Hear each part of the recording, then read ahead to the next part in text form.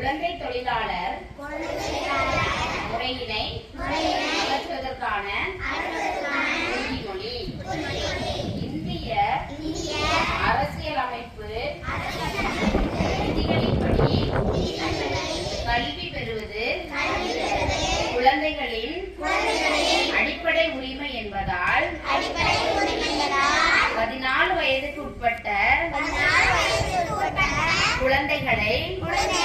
ஒருபோதும் எந்தவித பணிகளிலும் ஈடுபடுத்த மாட்டேன் எனவும் அவர்கள் பள்ளிக்கு செல்வதை ஊக்குவிப்பேன் எனவும் குழந்தை தொழிலாளர் முறையினை முற்றிலுமாக அகற்றிட சமுதாயத்தில் விழிப்புணர்வு ஏற்படுத்துவேன் என்றும்